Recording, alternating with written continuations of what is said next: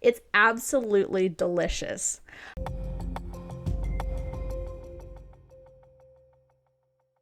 Hello, welcome to Sound and Fury Book Reviews. As usual, I'm Tina.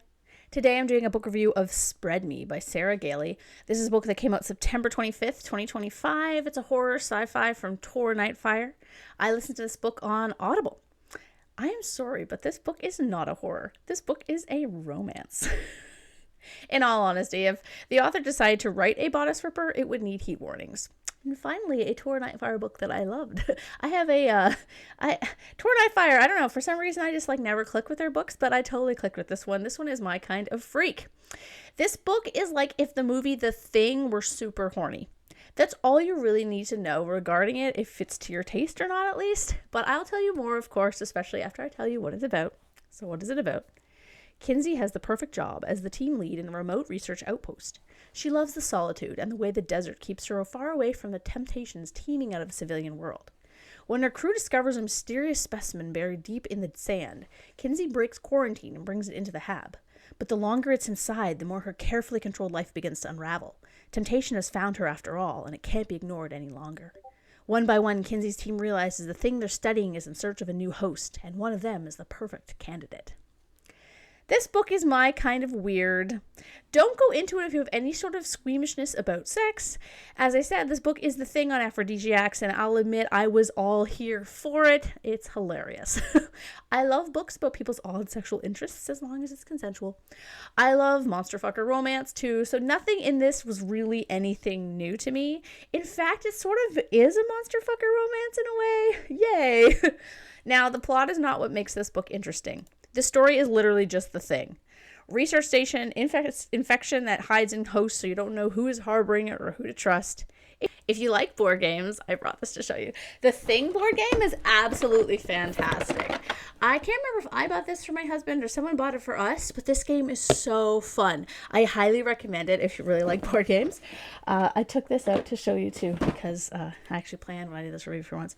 Look at the little bitty Kurt Russell. Isn't he cute? Yeah, there's Walter Brimley as well. There's all the characters and they're all in here. And then anyway, yes, so the plot is nothing new. The setting isn't even anything new. It's a classic of survival horror, research space, close quarters, small cast of characters. But this formula works. There is a reason it's used so often. Now, what is great about this book? The characters are fun.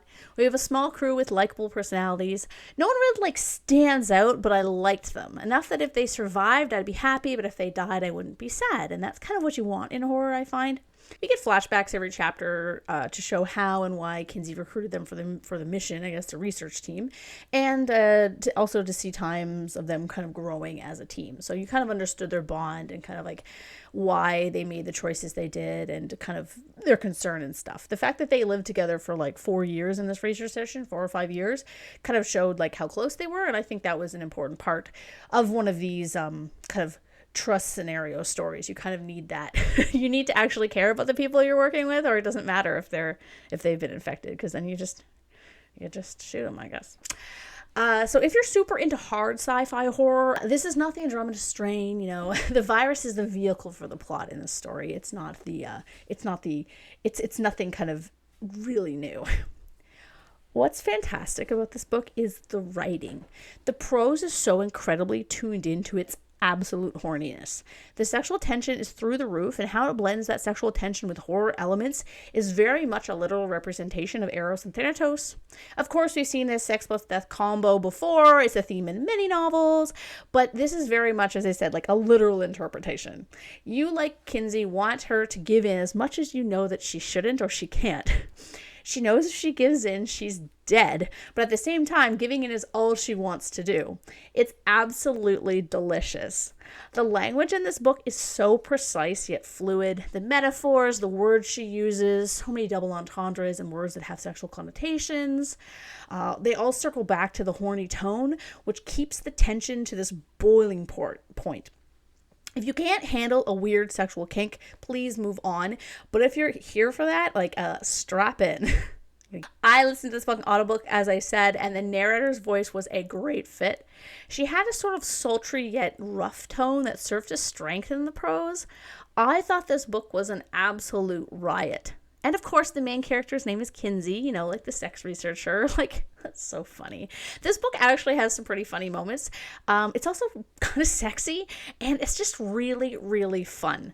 Highly recommended if you aren't into kink shaming and you don't mind your horror sci-fi a little weird. Yeah, because it's definitely weird. Kurt Russell, the figurine, thinks you should check it out. Yeah, so thanks for watching.